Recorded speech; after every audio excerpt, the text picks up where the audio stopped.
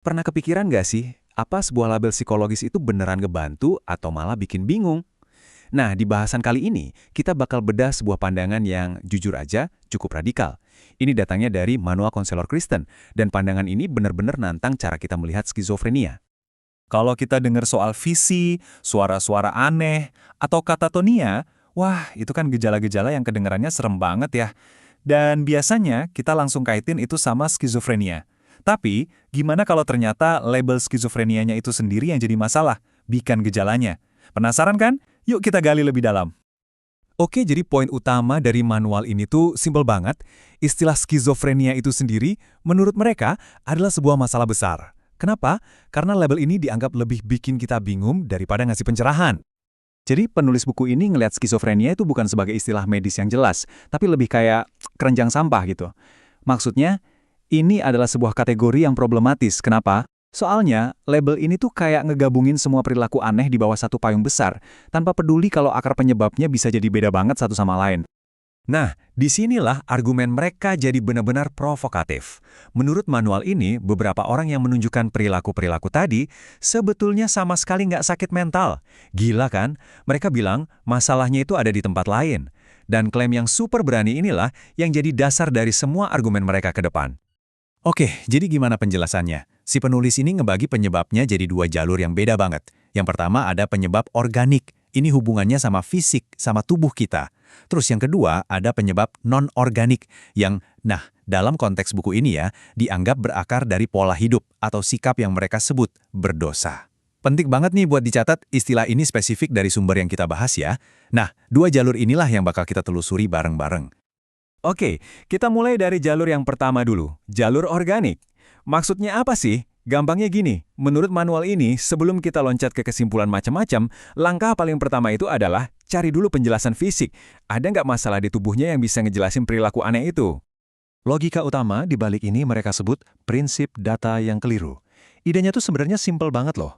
Gini, masalahnya itu bukan karena otaknya rusak atau pikirannya error. Bukan. Masalahnya adalah ada pikiran yang sehat dan berfungsi normal, tapi dia dapat data yang salah dari panca indera. Kebayangkan? Biar lebih gampang mereka pakai analogi yang keren banget nih, analogi kursi bergerak. Coba bayangin ya, tiba-tiba Anda lihat ada kursi melayang, terbang ke arah kepala Anda. Apa yang Anda lakuin? Pasti langsung loncat menghindar kan? Nah, reaksi Anda itu 100% logis. Kenapa? Karena itu didasarkan pada data visual yang Anda terima. Nggak peduli datanya itu beneran atau salah, perilaku Anda itu baru kelihatan aneh buat orang lain yang nggak ngelihat kursi terbang itu. Atau contoh lain, analogi meja berbulu. Bayangin Anda nyentuh meja yang kelihatannya mulus, tapi pas diraba, kok rasanya berbulu? Aneh banget kan? Nah, hal-hal kayak gini nih, data indrawi yang salah bisa banget bikin kita bingung dan stres sendiri. Kita jadi mulai ragu, ini gue yang gila atau gimana sih? Padahal pikiran kita sebenarnya baik-baik aja. Terus, apa aja sih contoh penyebab organik yang disebut di manual ini? Macam-macam. Bisa jadi ada gangguan fungsi kimiawi di tubuh, atau mungkin karena penyalahgunaan obat-obatan kayak amfetamin, dan yang sering disepelekan, kurang tidur akut. Makanya, nggak heran kalau langkah pertama yang selalu mereka sarankan adalah ya cek medis dulu. Nah, dari semua penyebab organik tadi, ada satu yang menurut buku ini menarik banget buat dibahas lebih dalam. Kurang tidur. Mungkin kita mikir, cuma kurang tidur doang. Tapi, tunggu dulu, apa hubungannya kurang tidur sama pengalaman spiritual atau religius? Coba kita lihat deh.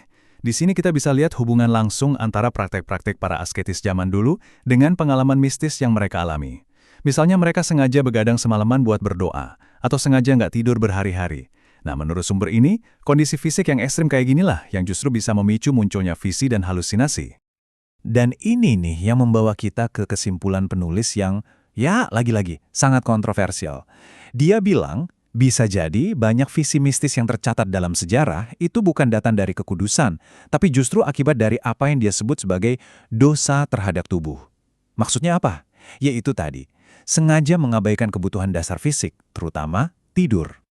Terus, seberapa parah sih emangnya efek kurang tidur? Coba pegangan, buku ini ngeklaim sesuatu yang benar-benar bikin melongo. Cuma 2 hari nggak tidur, itu efeknya bisa mirip sama pas orang pakai obat psikedelik kayak LSD. 2 hari, kebayang nggak? Oke, itu tadi soal jalur organik. Cukup jelas ya? Sekarang, yuk kita pindah ke jalur yang kedua, non-organik. Dan biar nggak cuma teori, kita bakal lihat langsung dari studi kasus yang ada di manual ini. Kenalan yuk sama kasusnya Barbara. Jadi ceritanya gini, setelah dapat kabar buruk yang benar-benar nge-shock, Barbara ini tiba-tiba kayak mati total. Dia duduk membeku, kaku, di tempat tidurnya selama 7 jam penuh. Nggak ngomong, nggak gerak, cuma natap dinding kosong. Seolah-olah dia udah nggak ada di dunia ini lagi. Nah, inilah kondisi krisis yang dihadapi si konselor. Melihat kondisi ini, si konselor ngambil 3 langkah yang jujur aja nekat banget. Pertama, dia menyingkirkan kemungkinan penyebab organik berdasarkan cerita yang dia dapat. Kedua, dia yakin 100% kalau Barbara itu sebenarnya sadar dan bisa dengerin dia. Dan yang ketiga, yang paling penting, dia mutusin buat nganggap perilaku Barbara ini sebagai sebuah pilihan sadar, bukan sebagai gejala penyakit. Dan dia langsung ngomong ke Barbara, benar-benar to the point. Dia bilang, Barbara, saya tahu kamu bisa ngerti. Kamu itu lagi lari dari masalahmu pakai cara ini. Dan cara ini salah. Ini bukan caranya Tuhan. Wow, dengerin kan? Dia langsung ngebentuk ulang masalahnya. Bukan lagi soal penyakit, tapi soal cara yang salah dalam menghadapi masalah.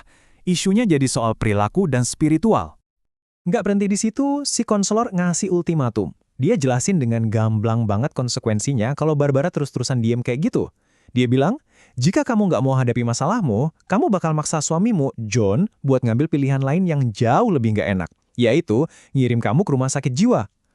Ini benar-benar strategi buat ngembaliin tanggung jawab ke tangan Barbara, ngasih dia pilihan dan juga kekuatan buat nentuin nasibnya sendiri. Dan ternyata berhasil. Menurut cerita di manual, pas dengar gambaran soal rumah sakit jiwa, itu jadi titik baliknya. Barbara akhirnya pecah. Dia nangis, tapi nangis lega. Terus dia mulai ngomongin semua ketakutannya. Sebuah terobosan besar. Dan menurut si penulis, ini semua bisa terjadi karena perilakunya dihadapi sebagai sebuah pilihan, bukan penyakit yang dia nggak bisa kontrol. Jadi, setelah kita lihat 2 contoh jalur yang beda banget ini, yang satu murni organik karena kurang tidur, yang satunya lagi soal pilihan perilaku, argumen utama si penulis jadi makin jelas kan? Kenapa label skizofrenia itu dianggap nggak berguna? Ya karena dia nyampur aduk 2 kondisi yang akarnya beda total ini ke dalam satu wadah yang sama. Dan inilah vonis akhir dari si penulis, benar-benar tegas dan nggak pakai basa-basi. Menurut dia, istilah skizofrenia itu ya, harusnya dibuang aja sama sekali. Kenapa? Karena bagi dia, label ini pada akhirnya lebih banyak bikin bingung daripada yang ngebantu. Nah, ini semua akhirnya ninggalin kita dengan satu pertanyaan besar yang cukup provokatif ya. Kalau sebuah label diagnosis itu ngegabungin penyebab-penyebab yang beda banget, label itu sebenarnya lagi ngejelasin atau justru bikin kita makin bingung? Terlepas Anda setuju atau enggak sama semua yang ada di manual ini, pertanyaan ini kayaknya penting banget buat kita pikirin bareng-bareng.